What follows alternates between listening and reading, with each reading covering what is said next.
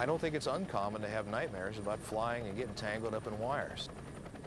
A wire strike accident is not the kind of accident that tends to happen to the young and inexperienced pilots. Pilots need to understand not all wires are marked, and at typical flight speeds, they will be almost invisible.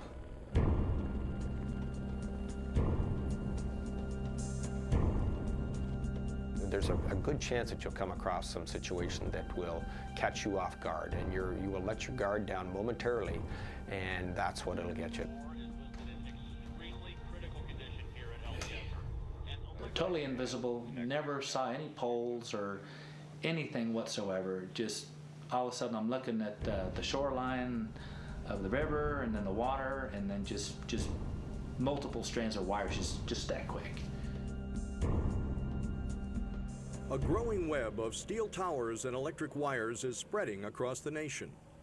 Thousands of new telecommunications antennas are going up every year. And every day, these hard-to-see obstacles pose a deadly threat to every pilot, crew, and passenger who flies below 1,000 feet. This is the wires environment.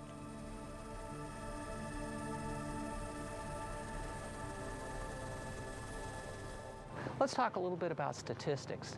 Over the last 10 years, we've averaged about 66 wire strikes per year. The lethality of these accidents is fairly high. On average, it's about 30% across the board. So if you strike a tower or a wire, there's a 30% chance that there's going to be a fatality involved.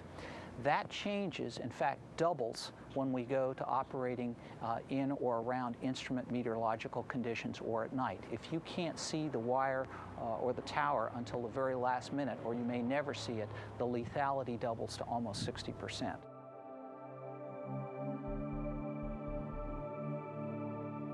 For the last 10 years, the statistics show that as far as for rotorcraft, wire and obstruction strikes has been the #1 operational cause for fatal rotorcraft accidents in the U.S.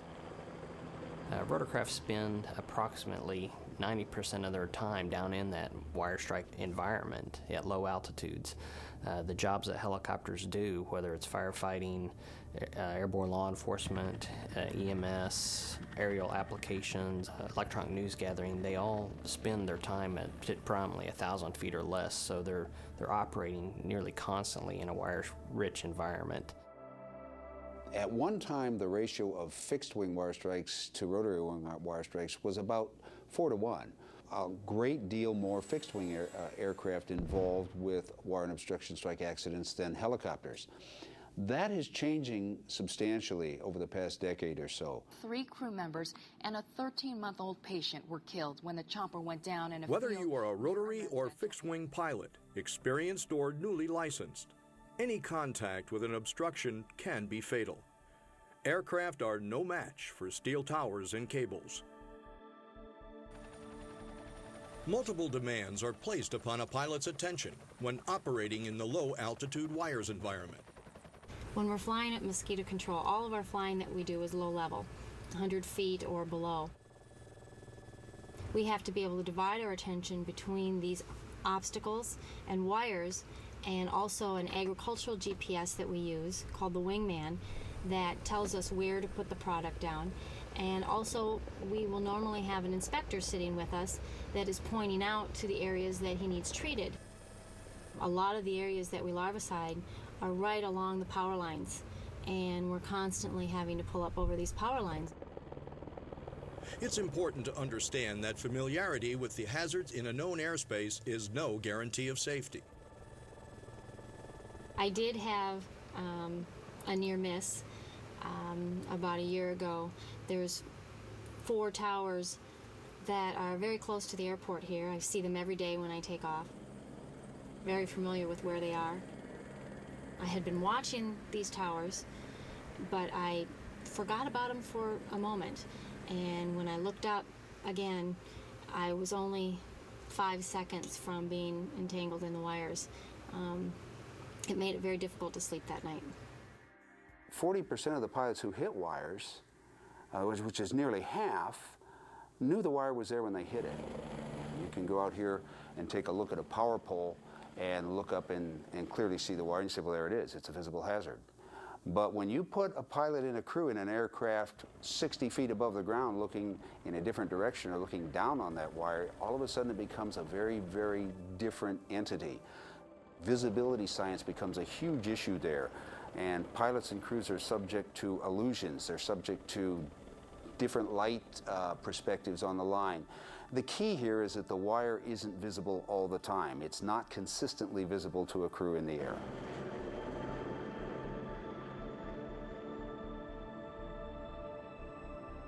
I'd like to talk about the subject of how we see and avoid a hazard. In this case, we're talking about wires specifically. First of all, there has to be an image on the retina. This means that the pilot has to aim his eyes in the right direction. In other words, he has to look. He has to be looking.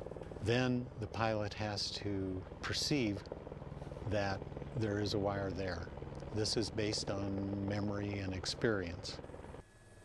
He then has to project his flight path and make assumptions about whether he might be on a collision course with that wire. If he decides that it's even a remote possibility, then he has to make a decision about what kind of evasive action to take. Should he climb? Should he descend? Should he turn? Finally, he has to move the controls, and then it takes a certain amount of time for the aircraft, the helicopter, or it could be an airplane, to respond. This whole process can take up to 5 or 6 seconds. Depending on the lighting situation and the background, the lines may be completely invisible, they may be very obvious. It can change from moment to moment. As we look at these lines, the same set of lines, you can see areas where some of them are very obvious and easy to see, and others are invisible. And that's always the case. And so that's why it is so important to first take a look at altitude, a recon, before going down there.